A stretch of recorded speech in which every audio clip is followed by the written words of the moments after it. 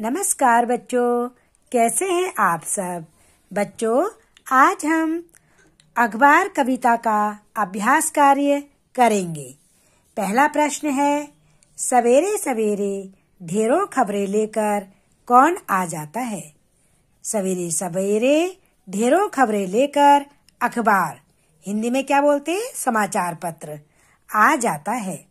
दूसरा प्रश्न है, अखबार में खबरों के अलावा क्या क्या होता है। अखबार में खबरों के अलावा कथा, चुटकुले, गीत, पहेलियां तथा खेल जगत और मनोरंजन का कोना भी होता है।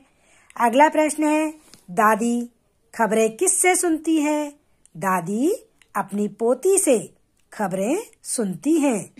अखबार हमें क्या बतलाता है। अखबार हमें समय के साथ चलना बतलाता है। अगला प्रश्न है, अखबार पुराना होकर भी किस प्रकार काम आता है। अखबार पुराना होकर भी कबाड़ी वाले को बेचकर पैसे कमाने के काम आता है। तो बच्चों, ये इसके लिखित प्रश्न थे जो आपने अपने बुक में भी करने हैं और नोटबुक में भी करने हैं। अब अगला प्रश्न है, सही उत्तर पर सही चिन्ह का निशान लगाइए। पापा अखबार कैसे पढ़ते हैं। चाय पीते हुए पढ़ते हैं। अगला है, दादा अखबार कैसे पढ़ते हैं। ऐनक लगाकर पढ़ते हैं। अखबार को क्या नहीं कहते। अखबार को खबर नहीं कहते। अखबार दुनिया को देखने की क्या है, खिड़की है। अखबार समझाता है, क्या समझाता है कि खाली मत बैठो। अगला है, निम्नलिखित पंक्तियों का अर्थ स्पष्ट करो। पहले पढ़ने की छीन झपट में फटफटा जाता अखबार। इन पंक्तियों का क्या अर्थ है। इन पंक्तियों का अर्थ यह है कि सभी अखबार को सबसे पहले पढ़ना चाहते हैं। इसी छीना झपटी में अखबार फट जाता है। अगला है, ताजा ताजा होने पर ही सबको भाता है अखबार। इन पंक्तियों का अर्थ यह है कि अखबार आते ही सभी उसे सबसे पहले पढ़ना चाहते हैं और कुछ समय बीत जाने के बाद उसे दोबारा पढ़ने में पहले जैसा आनंद नहीं आता। बच्चों, अब अगला प्रश्न है, भाषा की बातें। तो देखो, विशेषण लगाना है आपने। विशेषण क्या होता है, विशेषता। जो संज्ञा या सर्वनाम शब्दों की विशेषता बताए उसे विशेषण कहते हैं। अब जैसे अखबार है, अखबार के आगे आप क्या लगा सकते हो, पुराना अखबार, नया अखबार, है ना। अगला देश, देश के आगे क्या लगा सकते हो, विकसित देश, विकासशील देश, बड़ा देश, उन्नत देश। ऐसे ही ऐनक, ऐनक के आगे क्या लगा सकते हो, गोल ऐनक। ऐसी कथा के आगे पौराणिक कथा, कुछ भी लिख सकते हो आप जो उसकी विशेषता बता रही है। दुनिया, दुनिया के आगे क्या लगा सकते हो, विशाल दुनिया।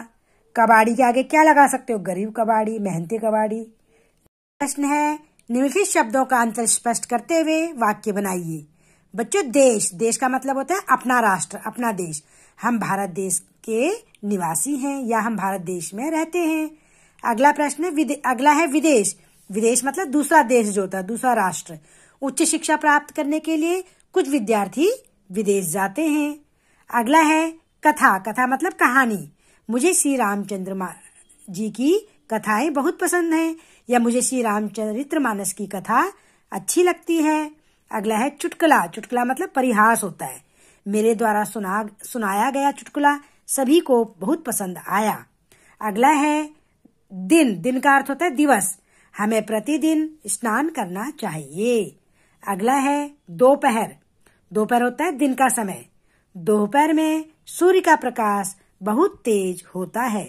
बच्चों, ये वाक्य आपने अपनी नोटबुक में लिखने हैं और ये जो वाक्य मैंने बनाए हैं आपने मेरे वाले वाक्य नहीं बनाने, आपके अपने वाक्य होने चाहिए। तो बच्चों, ये सारा काम आपने बुक में करना है और जो वाक्य बनाओ है और प्रश्न उत्तर है ये आपने अपनी नोटबुक में करना है। ये आपके शब्द अर्थ हैं।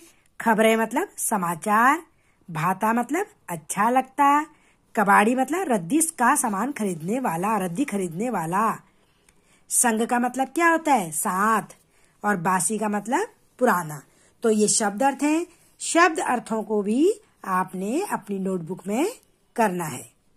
ठीक है बच्चों, तो अब आप अपनी नोटबुक में सुंदर सुंदर राइटिंग में प्रश्नोत्तर और वाक्य बनाओ का कार्य पूरा करेंगे और सारा कार्य अपनी बुक में भी पूरा करेंगे। ठीक है बच्चों, चलिए अब आप अपना काम पूरा करिए। धन्यवाद बच्चों।